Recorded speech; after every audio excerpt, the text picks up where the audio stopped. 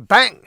Neeves Knives. I'm Jared, and today we're checking out Bestech's new affordable line, which is Bestechman. Now, before they always had, or they had the BT line, the BL line, and the BG line. The BT line being the premium, BL being mid-tier, BG being the more, affordable.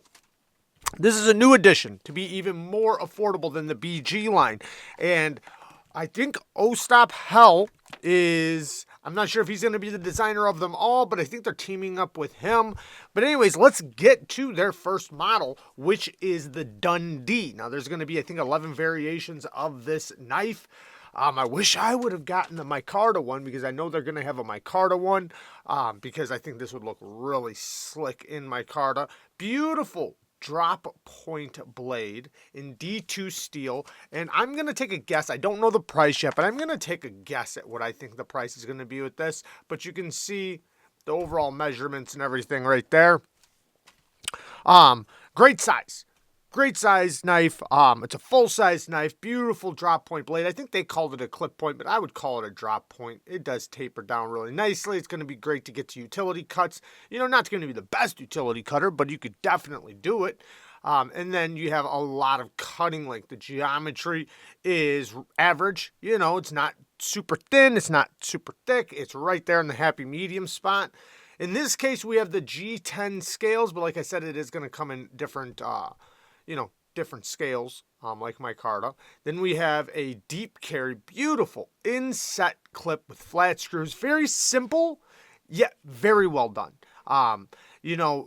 Sometimes I start wondering, man, like how difficult is it with a clip? Because, I know some people don't necessarily like the cheap budget looking clips, in which this is a budget clip, but, it doesn't look bad. It looks like it'll work just fine. If this, is a little low to get over the seam of your pants, that'd be an easy thing to modify yourself.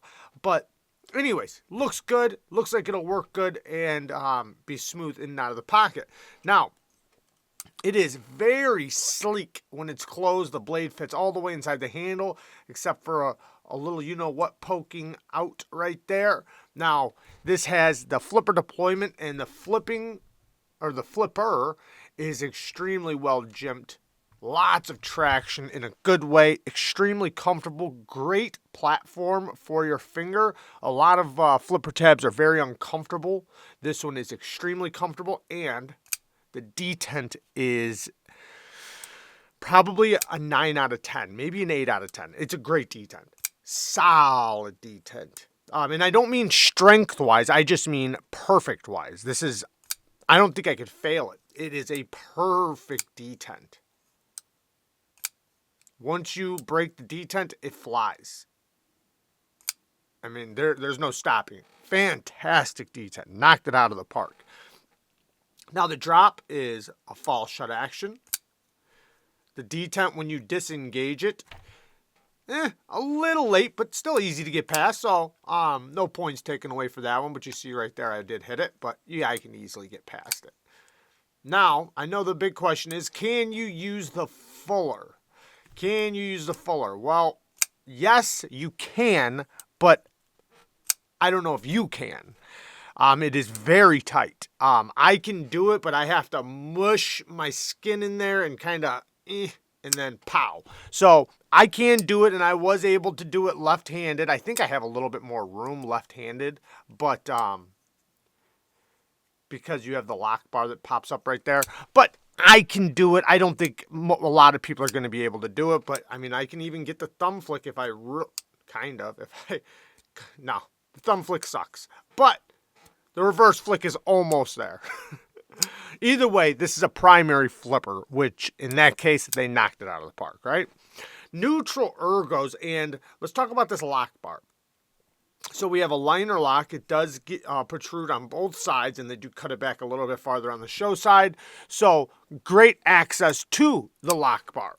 And going back to the clip, it is reversible, and they put a little spot here so you can inset it on this side if you are left-handed. Let's talk about two more things, and then we'll bring up some negatives. So we have internal stop pins. Love to see that. And it is rock solid lockup. The engagement works even on a slow roll. Now, you see they have like a little cutback right here, which kind of gives you a little tiny bit more leverage point or access to the flipper tab, which is cool. The way they did the hardware is really sleek. They have two standoffs back here, but only one is pushing a screw. I don't know if there's a screw underneath the scale, but I doubt it. It's probably just a pin, but they use the clip screw to be the body screw, so it makes it very clean, a very clean, sleek design with very minimal hardware. Now, speaking about a couple negatives. One, actually, you know what? I mean, my main one. Let's just talk about my main one. My main one is this lock bar. I think they did great access. I think it works great for the most part, but it's a little slippery. I think, and I sat here and thought about it, like, what could they have done differently? Well, they crowned it. Instead of putting a chamfer, like a sharp chamfer on the edge, they crowned it. So they put a chamfer, but then like polished it over, making it pretty slick. So what I would say is to add just that real subtle jimping on there. Real subtle little cuts in there just to give it a little bit of traction, so when you go to disengage it, your finger's not like just slipping right off of it. That's personally what I would want to do, possibly even do myself, right? And something I could easily do myself. But, you know, you could also just add one sharp chamfer there instead of making it smoothed over. But I honestly think the traction would be the way to go rather than that. I mean, you could basically leave it just the way it is and just add a couple little traction spots, or make it a straight flat area without polishing it over, and then add just a couple of, just a couple little marks in there, so you have a little jimping. Next thing, the plunge grind.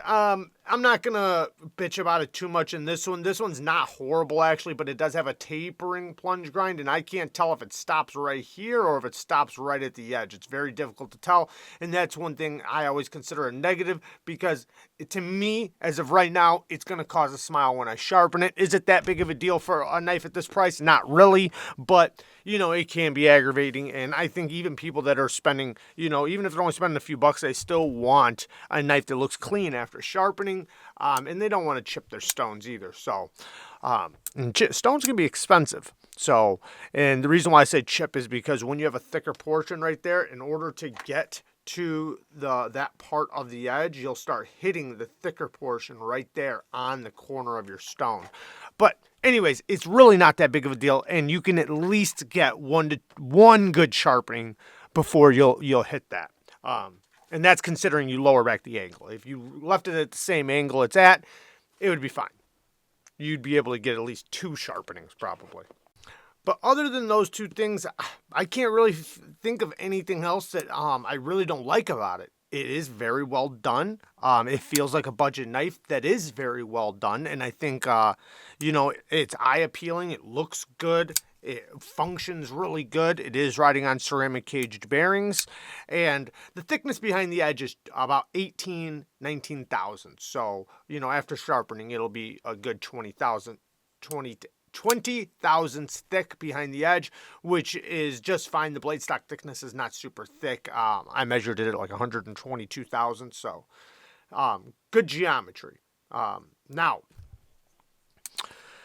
what do I think the price is going to be? Because I honestly have no clue. I tried looking it up. I was trying to find a price range of where they're going to be at. I'm thinking this is going to be between 35 and 40 bucks. That's where my mind is going with it. And I say that maybe even less. So between 30 and 40 bucks. Now, the reason why I'm saying that is because when I think of the competition that is very similar to this, that's the price range they're under. So when I say 35, 40 bucks, that to me would be like the top of it. Between 25 and 35, 40 bucks. I personally would see it right there, and 35, 40 being the absolute top.